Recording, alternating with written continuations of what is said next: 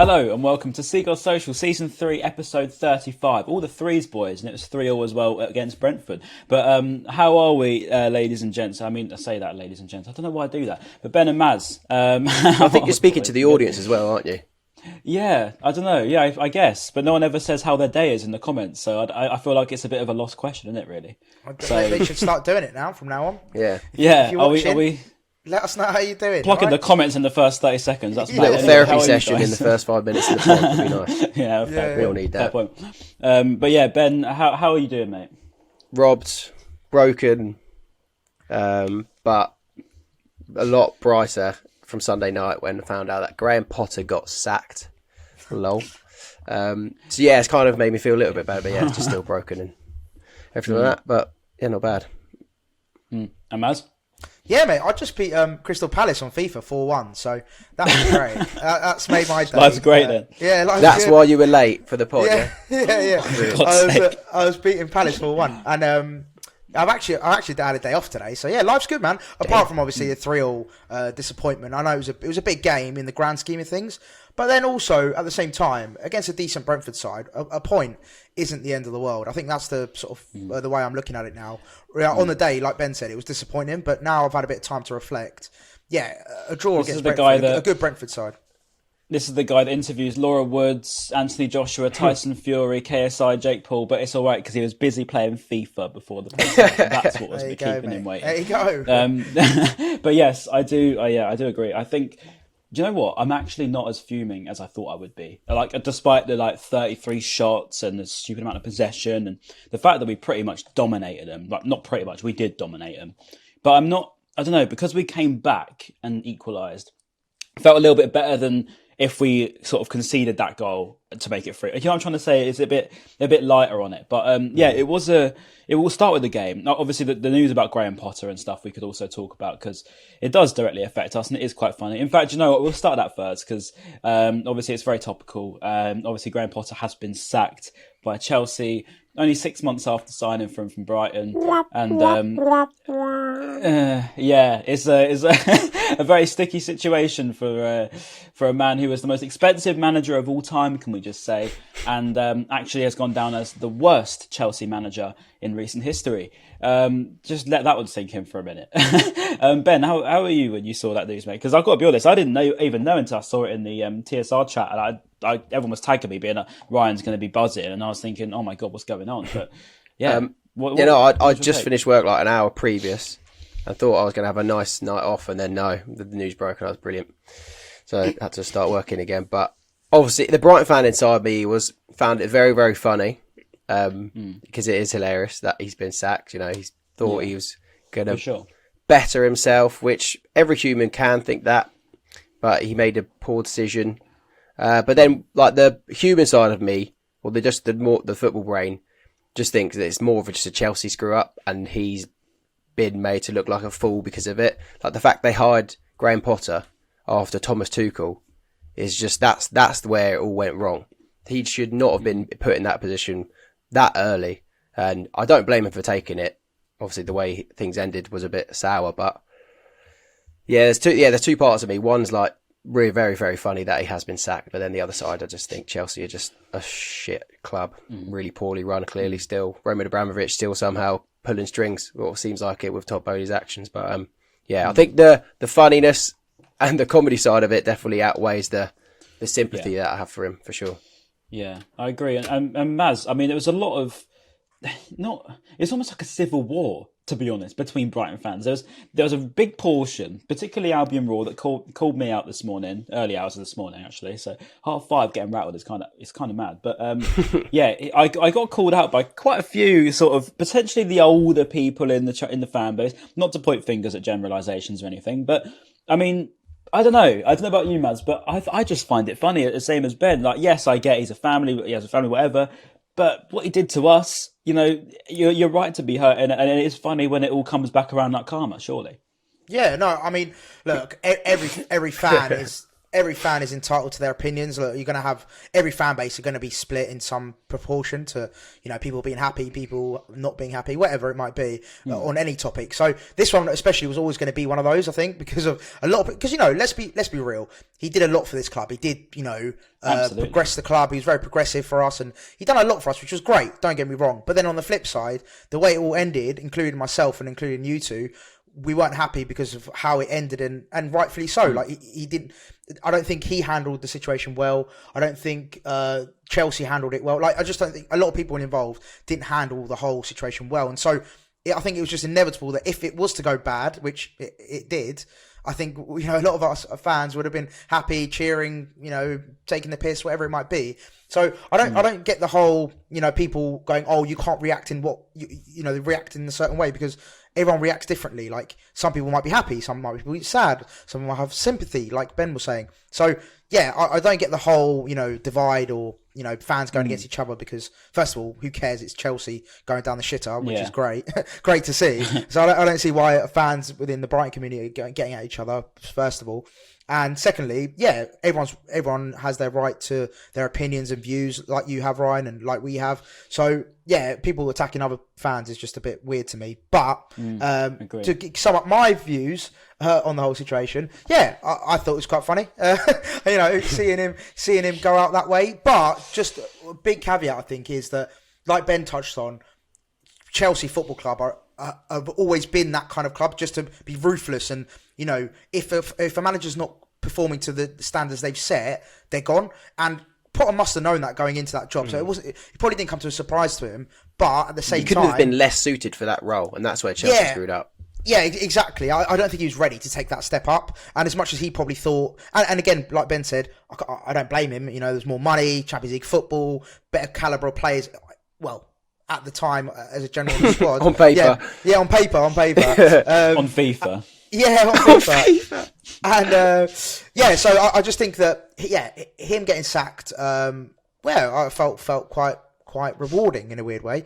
And but of course, I think he's still a very good manager. I'm not saying he's shit or he's not a good manager, because he clearly is. He just didn't work out for him at Chelsea, and probably like a club. I think at more club he's more suited, maybe like just outside the top six. That he should have stayed at us. Basically, he should have stayed with us, seen the season through. He made a mistake, and now he's sort of paying for it. Well, he's not paying for it because he's made 50 million. So I'm sure he's fine. I'm sure he's fine. Yeah. He's crying into his millions. So I'm sure it's all good. Before I get your quick opinion, though, Brian, I think the main part is that we're so much better off without him. Like, it was a blessing, this whole thing. Right at the beginning, we thought this is going to be our club's finished, we're going to get relegated, whatever. Everyone's panicking, but it could not have been more of a blessing in disguise. It's crazy how much has changed, because we wouldn't be where we are if Graham Potter was still managing us. It's just as simple as that. De Zerbi is giving us this new edge, and we're fucking class under him instead of Graham Potter. It's just funny how everything works, isn't it? And if Todd Bowley really wanted to be serious and prove that he's a serious investor, owner, whatever you want to call him, there's one person that he should have bought. And of everyone that he bought, he didn't get Tony Bloom. And that's exactly why this whole thing's failed for him. Because regardless of whether we're to lose De Zerbi next week to Tottenham, which this could be famous last words, couldn't it, after the Fabrizio Romano retweet. But if we were to lose anybody, the person who's the brains, the innovator, you can't outthink the innovator, and that is Tony Bloom. And what he's put in place here, Graham Potter joined on an upward trajectory club. He came into something that was being built pretty much for him. Everything was there for him. At Chelsea, it was a bit of a scattergun mess of a situation, and it still is, probably even more so than it was probably 24 hours ago. He gets what he deserves, I think. That's as simple as that. You throw yourself into the lions. If you get bitten, you can't come out crying and saying anything about it, because you put yourself there. So that's my take on it. Which he hasn't as well, to be fair. He's on Potter's side, he's handled everything so well. His whole time at Chelsea, there was a bit of banter when he swore when he said he was going to win the effing Champions League. That's funny how that's come round, but. Yeah, I think some Chelsea fans were very thankful of the respect he's shown. He was always was very professional, which is the person that we always knew. Yeah. I don't know if you guys saw as well. There's an article this morning as well that came out that apparently the players, as soon as he came in, were actually bringing up Harry Potter references, talking about Quidditch, and like they had to Google him. Yeah, they had to Google him. No one knew who he was. So, like, I think going into that kind of environment, I think from the off, you're doomed. You know, if you go into a dressing room where the people are taking the mick out you, calling you Harry Potter, and saying that you're a Quidditch teacher or whatever, like, you're doomed for failure. Like, you're not going to win there, especially with the big egos in that changing room. So I think he was basically he set up a failure from the beginning, unfortunately for him. Yeah. And yeah, basically, Graham Potter, you shouldn't have left, mate. And yeah, have some of that. Don't sell yourself for money. It never works. But yeah, very, very interesting, to say the least. And yes, I have enjoyed myself with it, to be fair. It has been funny. And I don't take anything back. I think it's all hilarious. And I continue to think that. And I don't care what any podcasters or any people think about that. It's just true.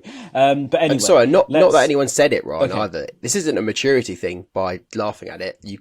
I've seen grown men that still find this stuff really, really funny. Yeah, it is. It's just an incredible situation, and it's hard not to find it funny.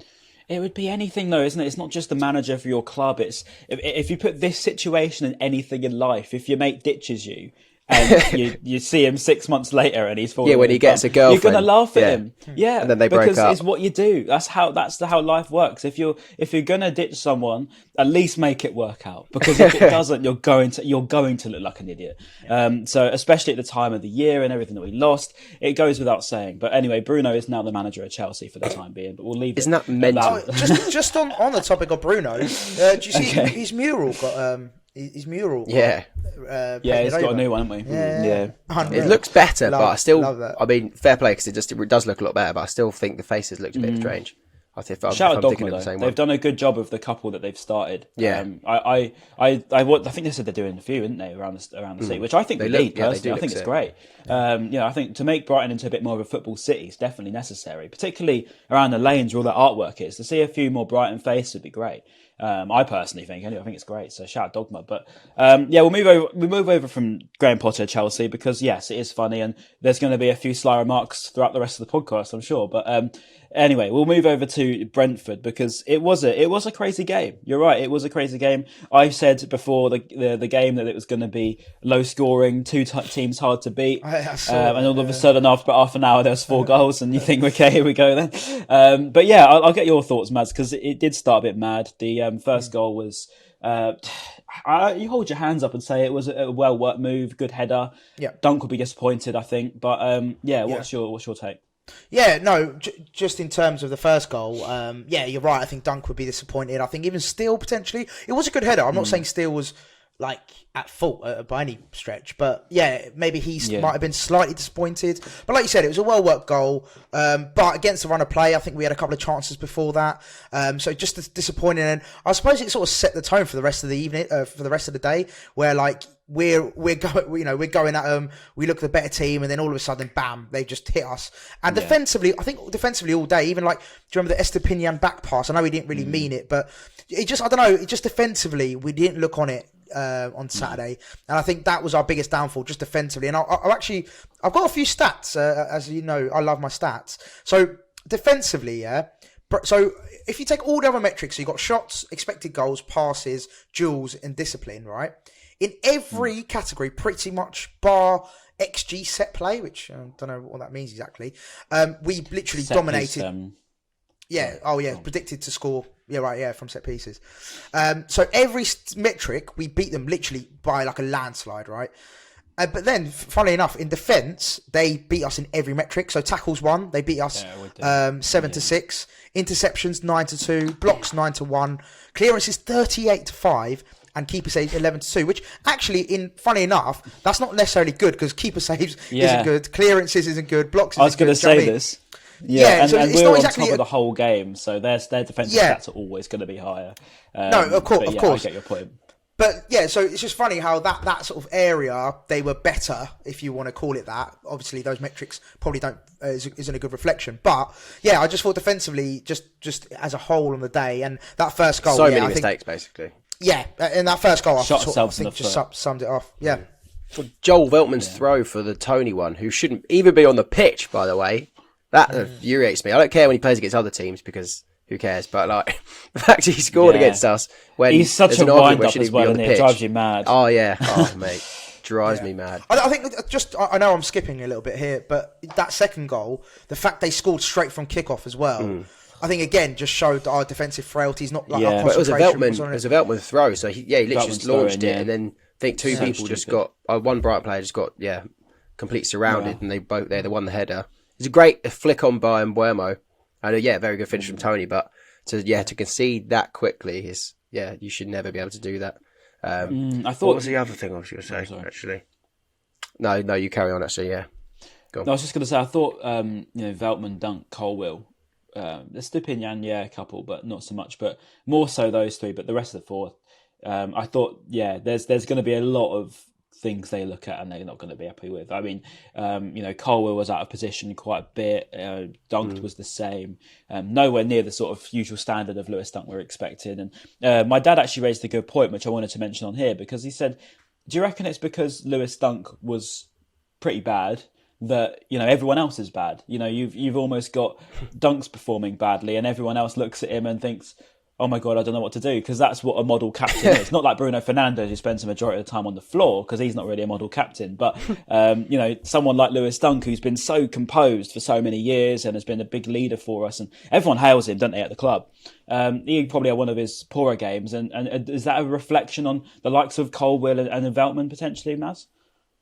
I think it's a really good flag. Like, I think it could definitely be a thing. Like, I think a lot of captains lead by example, don't they? So if your captain's having a bit of a stinker or not leading by example, sometimes the rest of the team then dip in form. I don't know if I wouldn't say it was probably because of that, the fact that he had a stinker and everyone else had a poor game. I think just individually they all had a pretty bad day.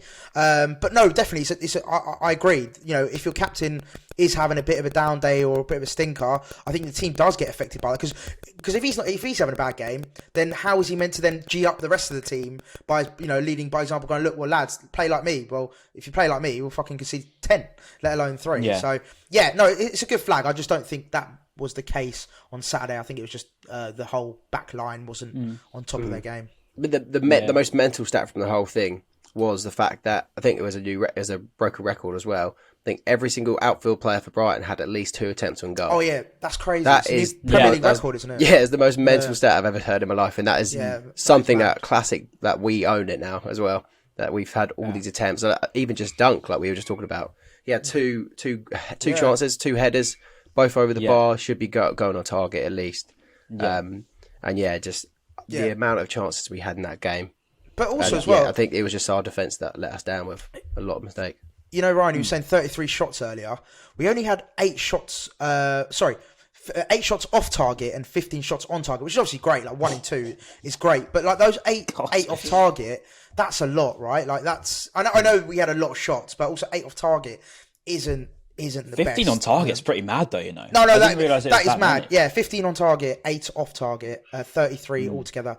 And but then with that being shots. said, like I saw a lot of people really giving Raya a lot of praise, saying he made so many saves. I thought it was a bit of a casual take, if I'm honest with you. I didn't think he wasn't really like, it sounds mad, but he wasn't made to work probably as hard as he would have needed to be. It's hard saying that in a 3-3 draw with 33 shots, but it didn't seem like we were really testing him with these big moments that we had chances for. He made 11 saves out of those 33 shots. Yeah, but then you look at look at those 11 saves, if you like. I mean, this is the one that really gets to me. That Pascal Gross chance, it was flicked over. It was a really good flick. I think it was Alexis. I could be wrong. Flicked it over. And it's a great ball. It might have been Caicedo, actually. And Gross has to let that fall for his right foot or even take it down on his chest. He's got all the time in the world. The keeper wasn't catching him. And he tries to almost header it. And it reminded me of a goal that he scored against, I want to say Bournemouth or something like that, or Huddersfield or something, a few years ago. It was pretty much the same, but it was a tame effort, really. And it sort of explained really what was going wrong that day. But with that being said, though, it's a crazy game, and I think that's what I put it down to. It was just a crazy game. We'll talk about our goals though, because it seems like we have to work so much harder than other teams to actually score a goal. Yes. It sounds stupid, but it's true. But Ben, I'll get your take really. What was your take on the first goal? Who even scored actually? Mitoma. I just think back now. Mitoma, that's the one. What a goal! That was so good. Yeah, and Steele I didn't sort of really looped it, believe. didn't he? It was I a didn't great really ball. believe Jason Steele had that passing ability. I know De Zerbi said that he prefers him because he thinks he's better, but I thought he was just kind of testing Sanchez. But it seems that Steele is number one, and yeah, looks like he does have better passing ability. Yeah, that ball was incredible, and then what a finish! Such a good goal. When I was watching, I was thinking a year or so ago, we probably would have lost that game by a few goals. We wouldn't have responded that quick. It would have taken us a whole game to probably to finally equalise. But we do have a lot of goals in us now. But yeah, that goal was incredible. And yeah, shout out to Jason Steele for a brilliant ball. Yeah, talking of number one as well, I wanted to ask you boys, because it's obviously Steele's come in and he's been great. I'm not saying he's been poor. Obviously, I don't think he had his best game on Saturday. But is he the long-term number one, do you reckon?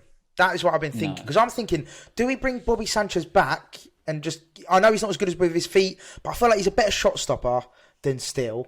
And he's just more of a presence, I feel, when it comes... Although, yeah, I don't know. I've been trying to sort of work out... I know what you mean.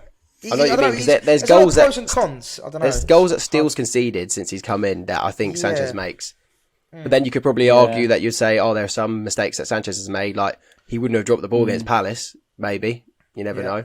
I don't think many people would have. Like 100. I said it when it happened. Like if Sanchez had to make that catch 100 times, he would have only dropped it probably once.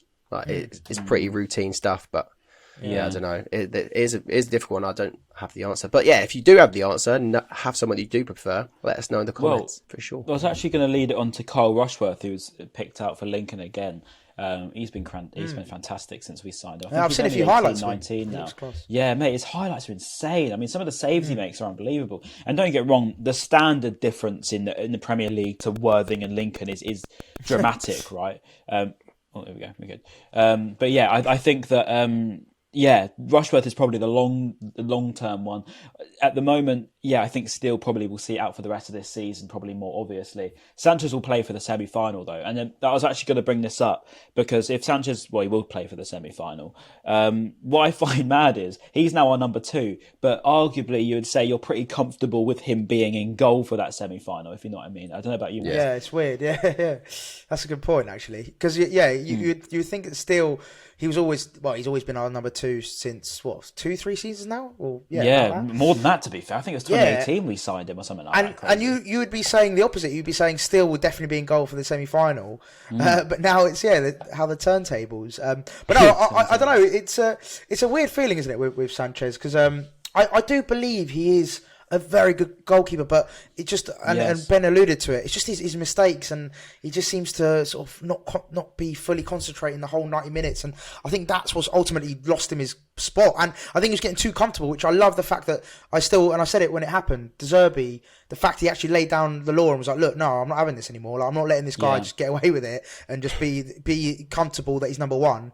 I'm actually going to put Steele in there." So it's a weird one going into that semi-final actually to see him in as the number two. Yeah, not only a big game for us, but that will be a huge game for Sanchez, just because obviously he played against Grimsby, but not really a test. Playing Man United in a semi-final at Wembley is a massive test.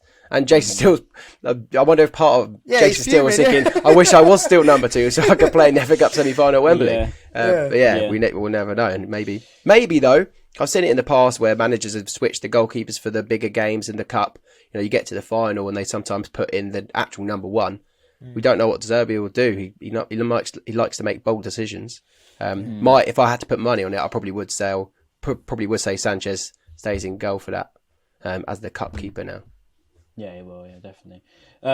Yes, and as for Mitoma, obviously the actual goal scorer, fantastic finish. I mean, we mentioned it a little bit before, but it really was a fantastic finish. 7 goals for him now is the all-time leading Japanese goal scorer in Premier League history, which is insane. And he's only really played a very handful of games for us, to be fair, in the grand scheme of everything. What a signing he's been. I can't get over how good he's been for us. That finish is to die for. I mean, I couldn't even tell you the last time, barring maybe Trossard. I think Mopé had one against Palace, but more often than not, they probably would have put them over the bar. Mitoma, you never really had a doubt that was going to go in the back of the net, did you, Ben? No, not at all. I had a great view of it behind the goal as well. Obviously not in the Brentford end. But yeah, as soon as it left his foot, I just knew it was going to dip in. And very, very good finish. It's very similar to Trossard's one against Brentford last year. Yeah. But I don't think Mitoma's bounced before it went in, did it? Because I remember Trossard's might have. Can't remember. My brain's not working. But very, very good finish for him. And I know we're saying he's the all-time leading goal scorer for Japanese players, but I don't think there was a lot of competition. Who else do we have?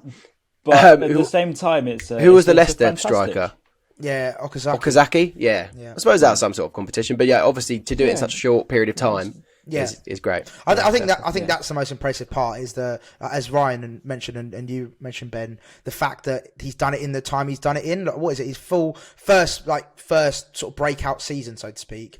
And the fact he's actually playing a run of games consistently, and he's just proving he's getting better every game, or over a certain period of time. So yeah, to do it over this season in the time he's done it in, I think that's the impressive part. I agree with you though, Ben. Like the people before him weren't exactly the big highest of caliber players, but yeah, to do it in the time given to him, fair play to him. It's just because 433 and Squawker wanted to get a tweet out about Mitoma. That's probably why they did it. Yes. Get the engagement out.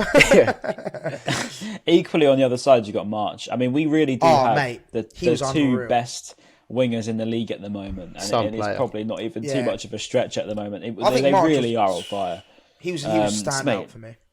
Yeah, I agree. That was going to get onto that assist for that Welbeck goal, because that was a fantastic move. I know it's so simple, but Solly March didn't do that before. I can't explain it enough. He didn't do that. We all knew he could, but he just didn't do it enough. And it's one thing that it really infuriates me about March. He never wanted to take on his man, but now you rarely think he's going to not take on his man. It's a nice flick as well to the back post. It's sort of looped it really. It's Danny Welbeck's got the header in, and again David Raya has been beaten, which I really don't get where everyone was getting all of the hype from. But it was a good header, and Welbeck. I wanted to get on this conversation because I thought, again, he's getting scapegoated when he wasn't that bad. Again, he got another goal. And people saying, I saw someone, I can't remember who put it on, but someone said that Undav's better than Welbeck. Look, I'm not here to be making comparisons, but I wanted to just put that claim out there for this moment here. I'll let Ben take it. No. Next question. Next question. No, even do you know what? Okay. You know me. You know me. I'm a bit of a Welbeck hater at times, but I think credit where credit due. He actually, I thought he played well on Saturday. I didn't think there was anything wrong. I still think that we missed Ferguson because he's a monster of a player for the age he is, and all that kind of stuff. But that's not to say Welbeck had a poor game. I just don't think. He's very different, obviously. No, actually not that too dissimilar to Ferguson. But I just felt like he gets a lot of... he gets a hard time, and like me included, giving him a hard time just because, his output might not be as high as, let's say, a Ferguson or, even some of the other players we've got scoring at the moment, Mitoma, for example. And I think he gets a hard time. But I thought he actually played really well on Saturday, and he links up quite well. Yeah. Even for the March assist, the goal he scored, he was very pivotal in that little link-up play. So, I think it was just a bit harsh in it. Also, I wasn't disappointed when I saw him on the team sheet. I can't lie. I feel like, will there have been much difference in that game if Ferguson was playing? In my opinion, no. I think the positions that Welbeck got himself in, even just to score that, would Ferguson be in that position? Yeah. That's why I think the differences are. He's a bit more of that target man. I know Evan Ferguson scored that header against Leicester, but I feel like Welbeck's the person you'd want in that kind of positions, and for the one way thing he played, I'd say Ferguson would have done better. Would have been probably better than would be the legs. I think the first sort of half hour, a lot of the hassle that we would have probably needed to put under them would probably have been done by Ferguson quite well. And there's a lot of chances in that second half that Ferguson would have loved to be on the end of. For example, that gross chance I mentioned not too long ago. If he was there, I'd put good money on the fact that it goes into the back of the net. So I think, I would say that he was missed in the second half, probably more so. Just as, the likes of Pascal Gross, etc., the legs are starting to go, starting to give up hope. You need that extra piece to come on to change the game again.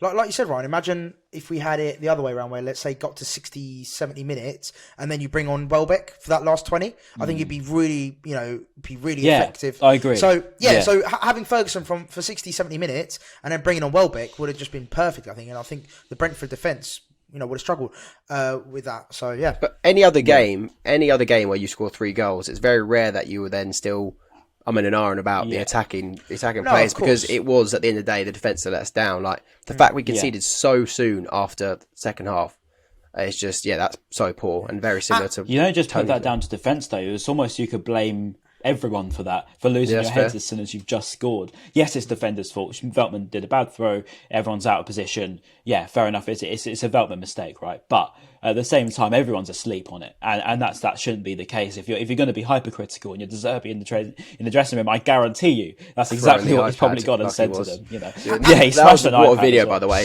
And then grabbing the iPad. I saw that. Also, as well, the fact that Pinnock and Janssen, both centre halves, have scored as well. Yes, it's weak. So it's weak. It's not good. It's not good.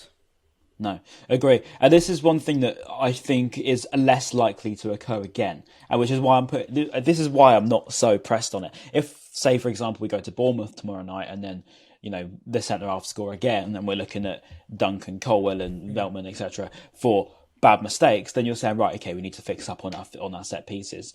I do agree, though, that set pieces have always been a problem for us. Since we had Duncan Duffy in the old days, that was the saviour, wasn't it? We had Duncan Duffy and it was fine, but it's sort of changed a little bit now. And you get the greatness of Colwell playing them line-breaking passes and Dunk bringing it down on his chest and Veltman beating his man, but then you also miss out on probably a little bit more traditional football, which you might need at times as well. But we'll move on to the third goals, because obviously we've sort of mentioned it's the Pinnock one, but the one that I really wanted to talk about was the McAllister penalty. And I spoke to De Zerbi about this, but I'm not actually allowed to say the quotes yet, because I don't know when we're going to release this podcast, and I don't actually know when I'm embargoed till, and I ain't getting in trouble again. So I'm going to just say, what I asked him about was along the lines of Alexis McAllister's penalty and about how he's sort of this mentality shift. I don't think the composure that McAllister showed for that 90th minute penalty would have been replicated last year. I don't think we would have been so composed. I could not watch that penalty for the life of me. I was so terrified. Many people were saying that. Whole body was just like this. I couldn't see it. I debated turning around, but I didn't want to. Yeah. And I think the majority of the people around me, and me and Dad was, I think we're gonna miss. And then he scored. That's the Brighton fan old mentality, which we still haven't moved on from. I don't know about you, Mads, but the newfound confidence and composure, I think it is newfound, and I think it's different to and better than what we've had before. I mean, he's a World Cup winner, isn't he? he was involved. Did he actually take a penalty in the final? I don't know if he did. I don't think he did. No, he didn't. I don't think he did. But yeah, he's a World Cup winner. He's been. I think that would have transformed him as a person and as a player. I think that experience of just being in and around a World Cup winning squad, getting throughout the whole tournament, from losing to Saudi Arabia, like in a big shock in the beginning, and then going on to win the World Cup. I think that would transform him as a player, as a man. And I think it was coolness personified. The way he took that penalty, and it was such a good penalty as well. I think that was what, it just oozes confidence and class. And I think that's what we have in Alexis McAllister, is a player that you can tell he is a sort of a quality above a lot of the players. Rolls-Royce, as all the geezers like to say. I know he had a bit of dip of form, didn't he? A couple of games where we were sort of questioning, like, is he just fatigued? Is he a bit, is he... Overused, maybe. Yeah, overused. Yeah, a lot of those sort of things were brought up. But I think in the last two games, especially, he's just shown that, he is that level above. I thought on Saturday, McAllister, March, and Mitoma probably were sort of by far sort of the... Moises as well. Oh, yeah, Moises as well. I suppose you forget about him, don't you? Because he's so good as well. He's so good, mate. Too many good players. Too many good players, yeah.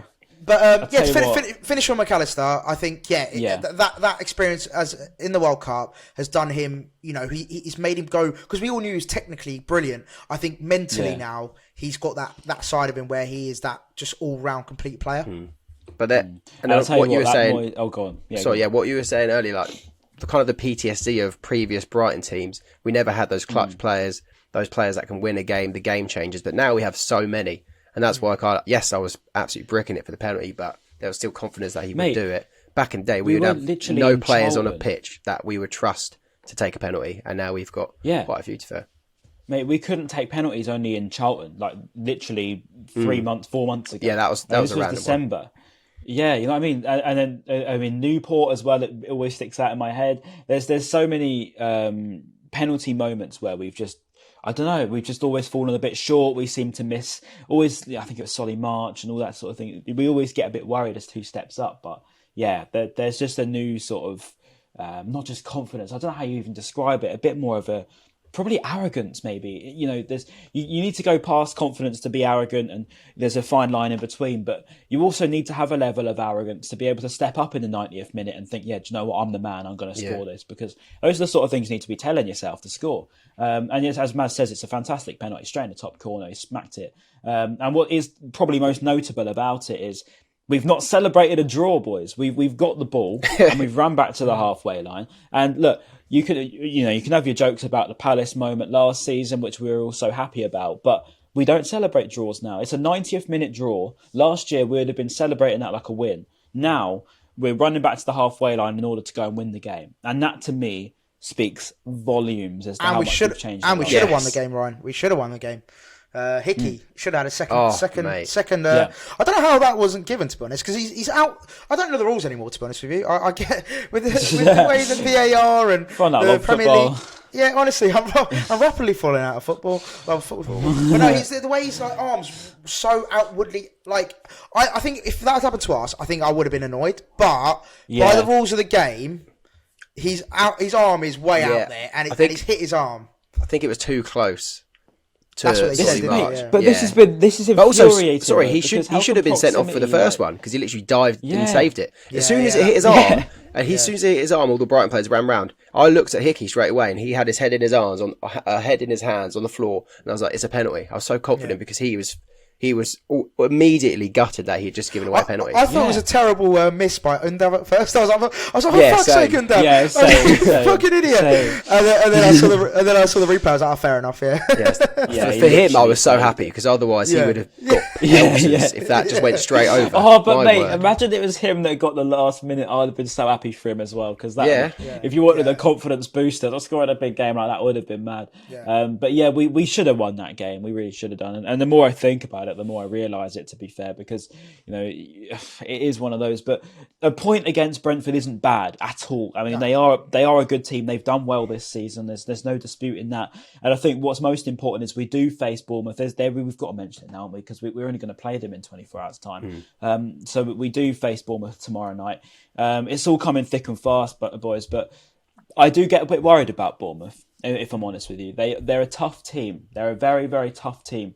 For us, historically, we don't do very well at the Vitality. We haven't done it in many years, to be honest with you. But one thing that does give me a bit more confidence is that we did beat them back in January, I think, or February. And we also, as we've said, have a new confidence, have a new arrogance. And going to a team like Bournemouth away from home, you'd like to be thinking we can take a win there. I don't know about you, Maz. Going into it, historically speaking, it'll be like, oh, it's Bournemouth, innit? That's all right. But this season, like you said, they've actually not been bad. Like, just going through their fixtures, they go and beat Liverpool 1-0 at home, then lose to Villa away 3-0. Well. Yeah, and then they beat Fulham at home 2-1. So at home, I think they do enjoy playing at home. And like you said, they got a decent team. They got Solanke, Billing, even that Anthony on the wing. Like, they've got some decent players that can hurt you. Oh, they're not decent though. I don't think that those players aren't decent. I know Liverpool haven't played their best this season. I know Liverpool haven't played their best this season, but to beat Liverpool, they were all over them as well. You can't be terrible. You can't be a bad team. You can't be a bad I think side. as a team, they're good, and that's what I'll give them respect for. I think, and when we played them at the Amex, I think their counter-attacking against us was every time they went on an attack or counter-attack, I thought they were going to score. They look they look like they're threatening us up front, up top. Whether they do it again, I don't know. I think we will have too much for him though this time. And like we literally just touched on, I think we've got too many clutch players and big game players now, where this would normally be a bit of a banana skin on a good run that we might be starting. But I feel like now we actually have the team and players and the manager that will get us through it. And we'll probably see Evan Ferguson play. Maybe that's why he was rested for Brentford. He's back, isn't he? He's back. He's back for tomorrow. Yeah, maybe he thinks that Bournemouth will also probably be a bit of a better game for the matchups for their defence. Well, according to you, Ben, Bournemouth might as well be Grimsby, so Ferguson scoring at least a hat-trick. I never said Grimsby, but I just know when you were saying Solanke has any decent players, I was like, no, they aren't decent players. But. No, look, I agree with you both. Look, Bournemouth aren't a. If we do it on paper, we need to beat them. Come on now, let's get with it, boys. We need to beat them. We do have to beat them. And also as well, the fact I don't think we've lost in. Was it 6 games now? We haven't lost in 6 games, and I don't think we've lost away in 7. I think since October, mate. October. In 7 games, we haven't lost away. So look, everything's in our favour. I am confident going into it because we are a very good side. Like going forward, we are incredible. I think we're up there with goals scored, like with the big boys. Yeah. So I think Man City maybe. Or I put it out there. I'm going to put my neck on the line. I think we're the 3rd best footballing team in the league. I genuinely do. I think we play the 3rd best football in the league. I think Arsenal, Man City, clear, right? Absolute clear this season. But Arsenal, only last year people wanted Arteta out. And I just think that if we had the budget of these big teams and, all that sort of cliche stuff, I genuinely think that we are one of the best teams in the league. I do think that. And I think that we should be pushing Bournemouth, but also, Tottenham on Saturday and Chelsea the week after. Regardless, it could be Bruno in charge. It could be I'm gutted. I'm actually gutted. Potter's not there. I was actually thinking about this last night. Ruins the day out, doesn't it? Because they would have been shit still. So it would have been an easy win. It would have been an easy win. I'm gutted. True. It depends if they get someone in. Over, it's a shame. We'll stay on board, but just to quickly, it depends if they get someone in before then. I hope they don't. Obviously, it'd be so funny if we play against Bruno. That'd be funny. Oh, mate, if we win, I'd love nothing more than to just take them apart as well. It'd be so funny. Unreal. I beat them 5-1 as well on FIFA. So, if there's anything, what difficulty do you play? World class. I'm playing world class. But Bournemouth's going to be tough. I do think it's going to be tough. I don't know why. I shouldn't really, because as you say, you look at those teams and you look how good we are. And I was going to touch on Moises before I forgot actually, and I was going to just say his tackling is exceptionally good. I've never seen a boy so capable of making a challenge every single time. He's not only strong and a unit, but his timing of his tackling is fantastic. He always seems to come away with the ball. His slide tackling, it really is great. Whenever you see, sorry, I was going to say, those YouTube videos, Rob, where the Brighton ones, where it's like getting to know Mitoma, getting to know Sarmiento, that stuff. They always do the same question, where it's who's the toughest tackler. Every person says Moises Caicedo. They say in training, his tackles are just so strong. And it's just funny that he still does it in training. I just hope he doesn't get anyone injured, because we know what you don't see him miss anything. Not much gets past him, to be honest. You don't tend to see it, and if anything does get past him, you'd back him 90% of the time to win the ball back anyway. He is an exceptional talent. He really, really is. And I put Moises on the highest pedestal possible, and I can give him this much praise now because he signed that new contract, and I feel a little bit better about it. But do you know, that's giving me an idea, Ryan. When we have time, I know we say this all the time, but when we have time, we should do a tier list of like world class down to like average in the Brighton squad, and just like tier list it. That'd be sick. I think we'd have a lot of world class up there. Yeah, mate. Like if we have like a spare Tuesday evening, we should definitely do that in between games. But yes, I think we should be good enough. Moises, as we say, McAllister, Ferguson probably starts again. Maybe I understand Ferguson coming out. He's 18. He's been away in Ireland, and he's had a busy few months. The boy's 18 years old. You think how much his life has changed in the last few months? So it's probably done him good to have a little rest, come back. Against a lower opposition, it could do him a lot better actually. So, what are we doing saying score predictions, boys? Start you, Maz. Ferguson up top. We're winning 2-0. Tell you what, 2-0. Ferguson double. Let's go. Ferguson double. Yeah, 2-0. Jesus. I know Jack. If Jack was on, he'd probably say 3-0 Bournemouth. Dom Solanke hat trick because he's got some. I forgot about Solanke. Fetish for Dom Solanke. I hope for Jack's sanity that he doesn't score. Dom Solanke. I'm actually going to go the same as you, Maz. 2-0. And if Ferguson does start, then I reckon he'll get one of them at least. Okay, I've got to go positive now. Something about Bournemouth away on Sky Sports just hurts. Are we on Sky? Get the trip up. Is it Sky? I don't know if we are. I didn't fancy the trip to Bournemouth. No, I'm working Wednesday, for it. Tuesday night. Yeah, I can't be getting there, to be honest. I'm not getting home, that's for sure. Yeah, the last train's at 9:15, so everyone's having to get like the coach or driving. Yeah, I could not be done with it. I think I'd go mad. Oh no, it's not on Sky. Sorry, Chelsea's on Sky. Oh, for some reason I thought it was on Sky. Bruno on I don't know telly. where that come from. Yeah, imagine that. They were like bloody Bournemouth Brighton. Yeah, there's absolutely no way that I can watch that game, unfortunately. So I'm going to have to be sort of, following some text. If only there was a website. Yeah, if only I knew a way of it would be so much better. But yes, score prediction from me, I'm going to say 3-1. I think we'll score a few, but I have a feeling they'll score as well. So 3-1. Okay. Yeah, defensively, I want us to be better than we were against Brentford. I think defensively we were poor, but also a lot of people will be thinking, is Webster still? Is he back now? Right?